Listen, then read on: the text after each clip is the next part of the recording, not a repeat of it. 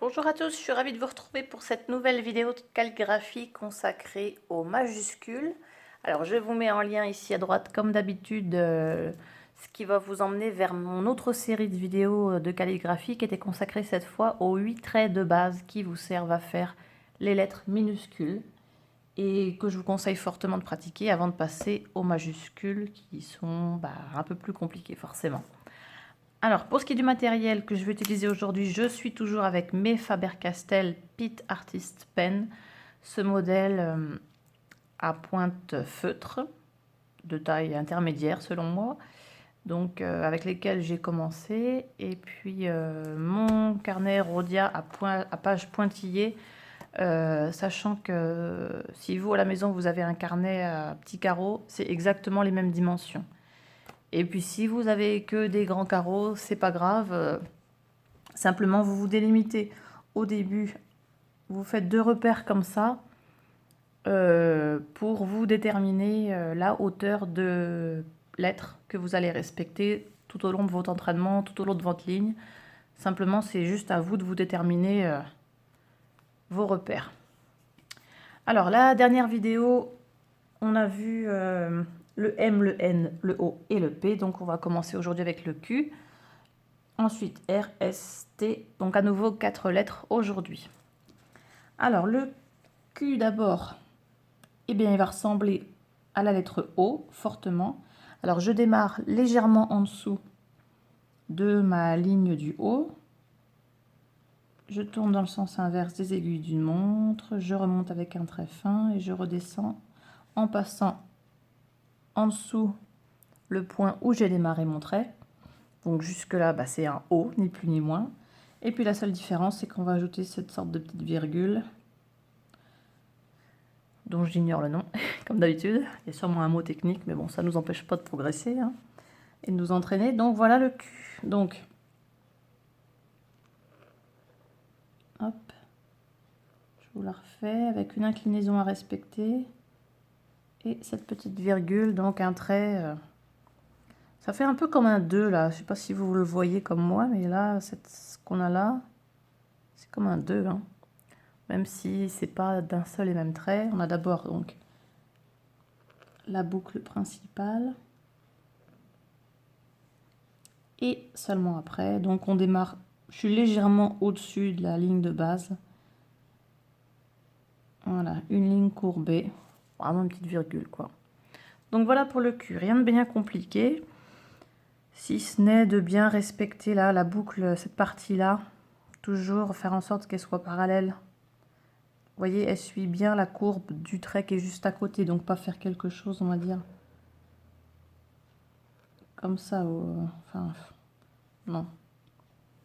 Pas très, voilà, vous arrêtez, faut vous arrêter avant ou, vous voyez, si je fais ça, bon là c'est encore pire évidemment, mais voilà, une fois que j'arrive là, je viens suivre la courbe de mon premier trait. Puis là vraiment pour la petite virgule, j'ai rien de particulier à vous dire. Alors la lettre suivante par contre, peut-être un peu plus délicate selon moi. On va démarrer avec un trait qui descend, un trait qu'on a utilisé dans de nombreuses autres lettres, par exemple le P, le B, on faisait ça, voilà, non, il y en a plusieurs. Donc bref, ce trait qui vient descendre vers la gauche, donc assez épais quand même puisqu'il descend. Ensuite, c'est à nouveau comme le P, je vais venir démarrer ici à mi-hauteur à peu près, et je vais remonter avec une boucle. Simplement là où je m'arrêtais avec le P, je vais redémarrer ici avec une deuxième partie. Donc bref, ce sera plus clair si je vous le montre. Hop. Voilà, là j'ai un P. Et là je continue pour faire le R. Alors je vous le refais un peu mieux.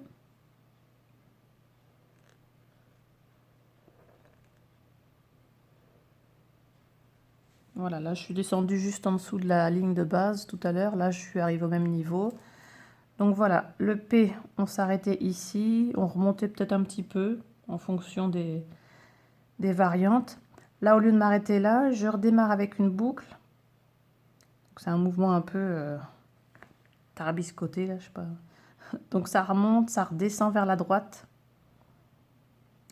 Et puis on est toujours avec un trait épais puisqu'on descend. Et puis ensuite on remonte légèrement. Donc pareil, plus ou moins, on peut faire un peu plus élaboré. Même ici, à ce niveau-là, je peux ajouter une boucle, comme je le faisais avec le P dans ma vidéo précédente. Je peux aussi en ajouter une ici. Voilà. Puis là, hop. Là, voilà, c'est la version la plus compliquée, on va dire. Hein. Une fois que vous vous sentez à l'aise, hop, on ajoute des boucles. C'est la fête des boucles. Hop. Donc là, je suis venue la faire en dessous ma ligne de base pour pas qu'elle me gêne. Pour écrire un mot juste après. Je suis sur un format un peu petit là, avec mon Faber-Castell. Faudrait pas, vous voyez, dès que je veux faire mes minuscules, je suis sur une hauteur de 1 carreau. C'est un peu juste là. Faudrait que je sois sur 2 carreaux. Je serais plus à l'aise parce que là, j'aime pas du tout le résultat. Donc bref, puisqu'aujourd'hui on voit les majuscules, ça ira comme ça. Donc voilà pour la version la plus compliquée, comme je vous disais. Mais moi, je vous conseille au début de d'abord travailler le reste de la lettre avant de vous lancer dans des choses trop compliquées. Voilà, juste ça, ça peut suffire au début, ou monter un peu plus, en rajouter un petit peu là, bon bref. Pour ce qui est des proportions de la lettre, vous voyez que là, ma boucle, ici, pour vous donner un repère, je suis à peu près à mi-hauteur de la lettre. Donc, ne pas faire quelque chose, par exemple, comme ça. Vous voyez là, sur une hauteur de 3 carreaux, je suis venue m'arrêter quasiment au bout d'un seul carreau. Donc là, j'ai un carreau, ensuite j'en ai deux. Là, ma petite boucle, elle se situe pas au milieu, ça fait pas quelque chose d'harmonieux. Donc ni trop haut, ni trop bas, c'est pour ça que c'est bien de vous définir des repères dès le début. Là, j'ai fait ma boucle à mi-hauteur, vous voyez. Je suis au milieu du carreau central, enfin bref, vous voyez ce que je veux dire. Donc, c'est un des points à surveiller pour cette lettre. Et puis, voilà, ensuite, faire attention d'avoir quelque chose. Vous voyez, là, j'ai mon inclinaison ici. Là, j'ai quasiment... Bon, il faudrait que je vienne un peu plus comme ça, vous voyez.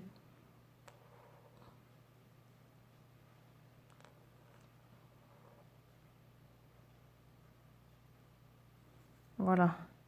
C'est-à-dire que ma boucle, là, vient pas trop sur la gauche, de façon à ce que si je trace un trait ici sur ma ligne du milieu, et une autre ligne complètement parallèle à celle-là, vous voyez que ma partie gauche du R s'inscrit bien entre ces lignes.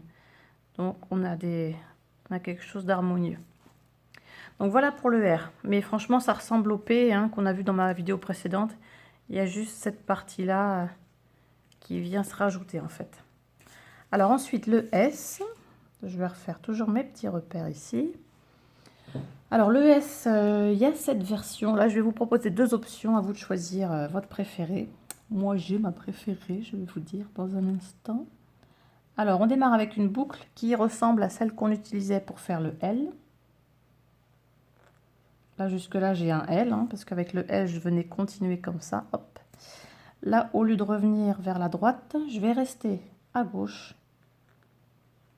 Et puis, je vais terminer avec une boucle. Voilà, donc je vais le faire d'une traite sans vous parler.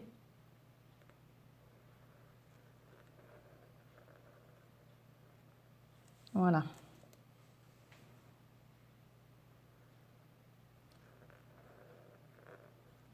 Alors, pour ce qui est des proportions, mon premier trait là qui me sert à faire la boucle, il descend à mi-hauteur.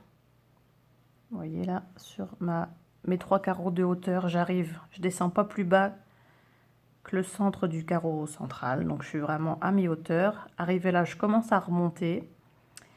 Ensuite, je redescends forcément avec un trait large. Comme le L, hein, vous voyez si je vous fais le L à côté. Voilà, simplement le L, on venait faire ça à la fin. Quelque chose qui venait sur la droite.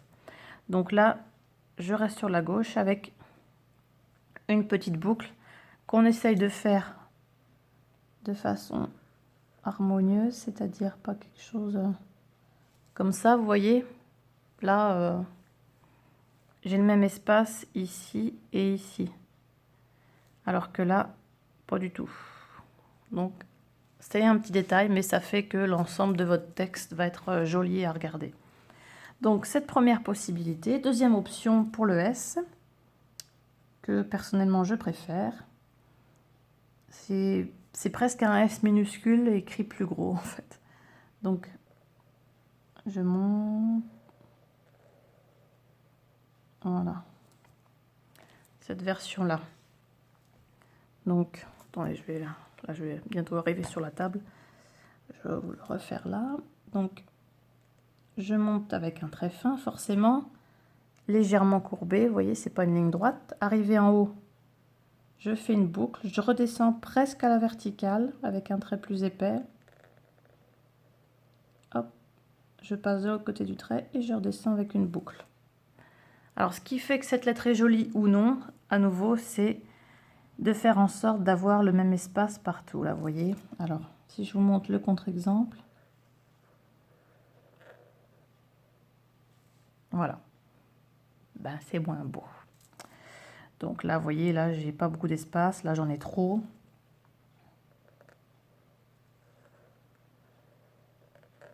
Voilà. Donc, une fois qu'on redescend, on essaye de remplir cet espace vide là de façon harmonieuse.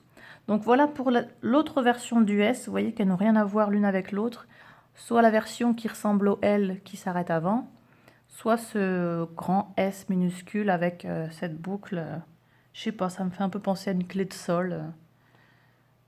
On a quelque chose qui rend pas mal aussi. À vous de voir, à vous de vous exercer aussi. Il y en a peut-être une qui vous allez réussir à faire plus facilement que l'autre. Et puis dernière lettre pour cette vidéo, donc le T. Le T, je ne sais pas pourquoi je l'aime pas. Je sais pas, il ne me passionne pas. Donc on commence avec ce trait qui descend, donc qui est épais. Ce fameux trait qu'on a retrouvé dans le R, dans le B, etc. Le P. Donc cette lettre avec plus ou moins de boucles à la fin. J'aurais pu m'arrêter avant. Ensuite, je redémarre encore, comme souvent avec ce trait. La suite de la lettre vient se faire ici. Je remonte, je redescends légèrement et je remonte. Voilà, c'est juste ça. Donc, le trait du haut, je devrais le faire un peu plus fin. Donc, voilà. Et voilà. Donc, à nouveau, surveillez bien l'inclinaison. Vous voyez là, j'ai pas une partie qui est trop grosse, cette partie-là ou cette partie-là. Je suis vraiment venue m'arrêter à une sorte de ligne imaginaire qui serait parallèle à la barre principale du T. On peut faire un peu plus. Voilà. Donc un trait horizontal quasiment, mais légèrement courbé, qui remonte légèrement à la fin. Voilà pour le T. Donc voilà le Q, R, S et T, avec différentes options plus ou moins compliquées à chaque fois. Si vous avez des questions, vous me les posez dans les commentaires ensuite, j'y réponds dès que je peux, n'hésitez pas. Et puis en attendant, je vous dis à très bientôt pour une nouvelle vidéo. Bye bye!